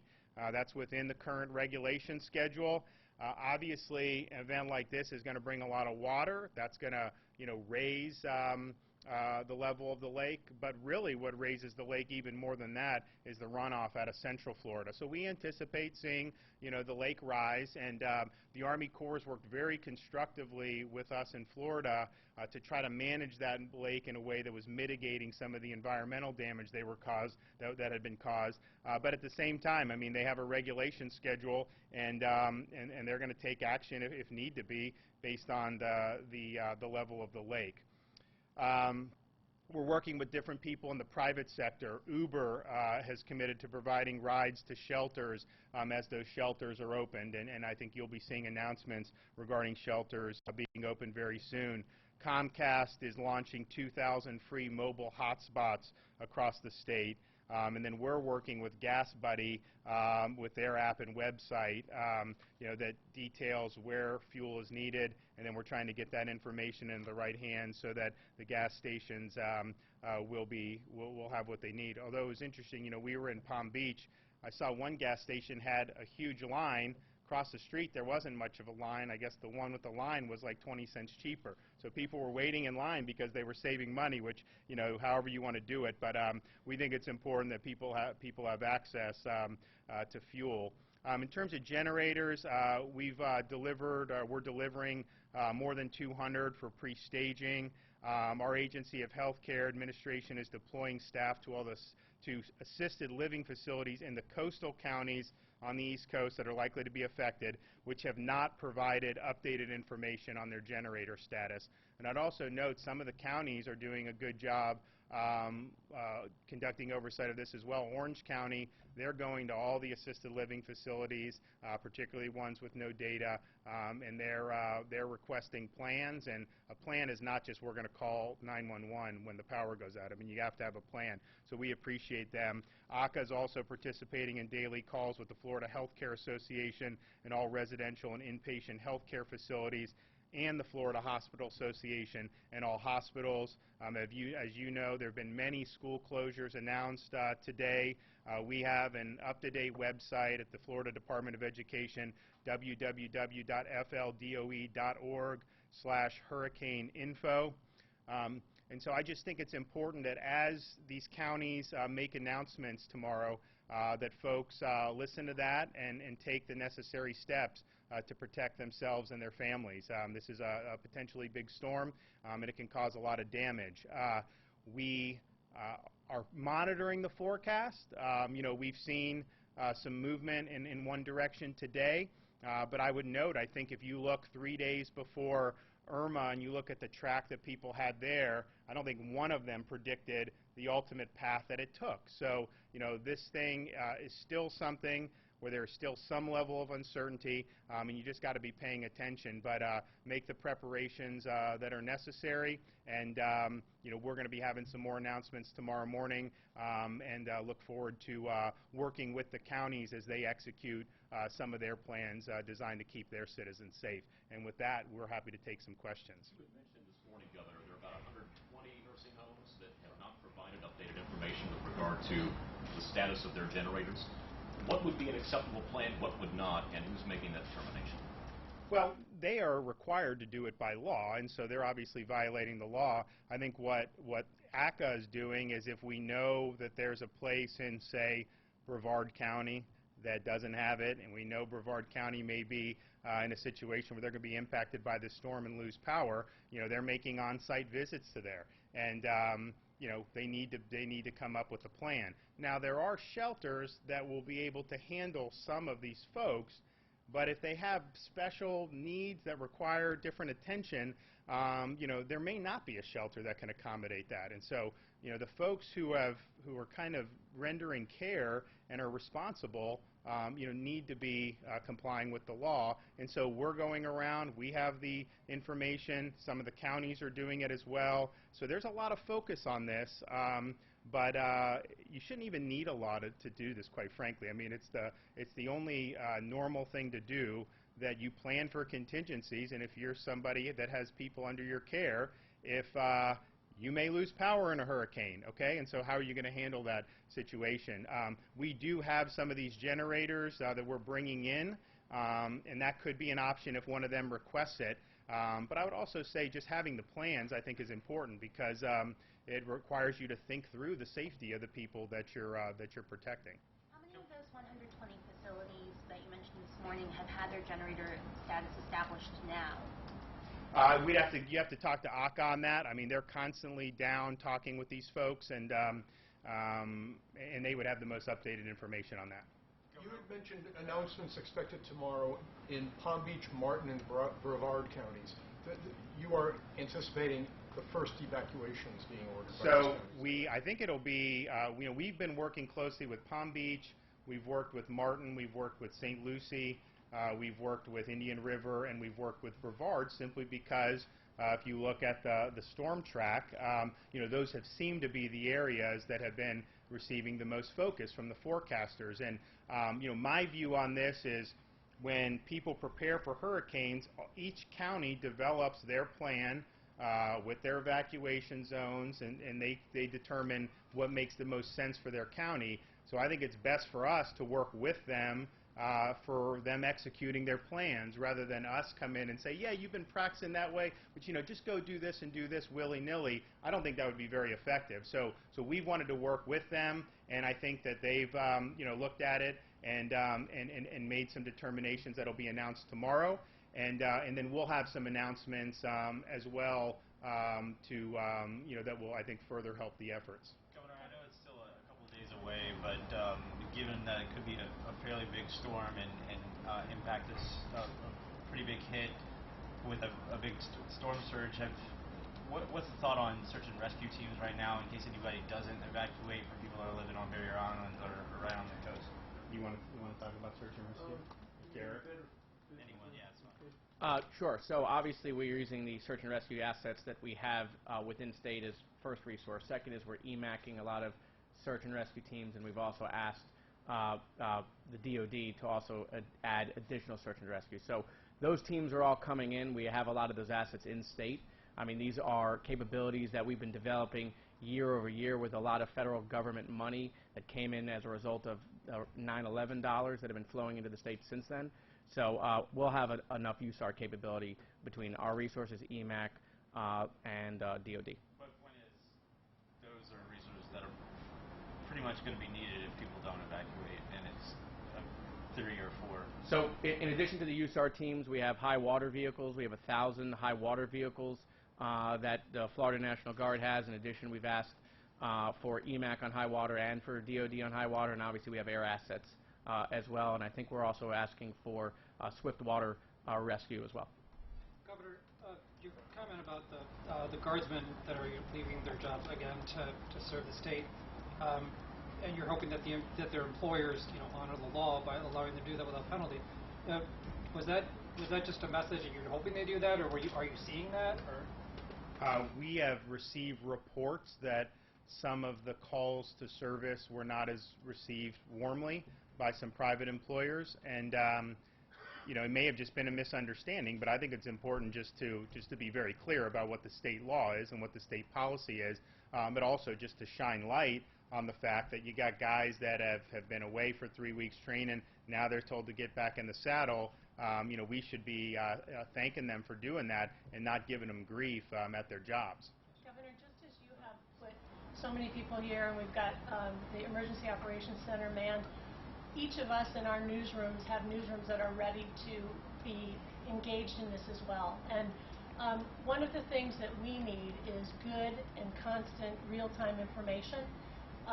But your staff has not allowed us to get access to the information that is coming out of here from the briefings. And I'm wondering if you would be willing to open that up and make it accessible so that we can deliver information swiftly to the public as you have it. Well, I'm not sure what information you're talking about. I mean, Jared is pushing out a lot of information. Obviously, if they're meeting and they're trying to make determinations on policy internally or figuring out how to use resources, not all of that is necessarily ripe for a public airing in a public setting. And I think that's if that's the case. I mean, I know that. I understand that. It's just that under the Jeb Bush administration, the Charlie Crist administration, when we had nearly a dozen hurricanes in that time period, they always opened up the briefing, and the briefing is just a straight up presentation of the information that they've accumulated at 8:30 and 6 p.m. All we want to do is to be able to hear that in real time, and it's so not that's because Jared's briefing, or whose briefing are you talking about? It's the briefing right behind you. That's why we have this room here. That's the precedent that's been established, and we're just. Well, we'll look at it. I mean, quite frankly, that's not been my top concern, just given all the stuff that's going on. So I'll talk to him, and we'll well, look, I appreciate the role, but I also I understand some of the issues that go with these. I think we've had history in the state of folks who believe a lot of the stuff that we're saying about the danger is overblown. And I think that there's been a cost to that. I'm not saying it's your fault, but I just think generally so. But I'll look at it. It wasn't any policy I did. I think that's just kind of how it's been set up. And I'll talk to Jared and we'll let you know. But I mean, generally speaking, if there's information that the public needs, we want to get it out to people. I mean, that's a no-brainer in my judgment. All right, thanks. We're going to be here tomorrow morning. We'll see you guys.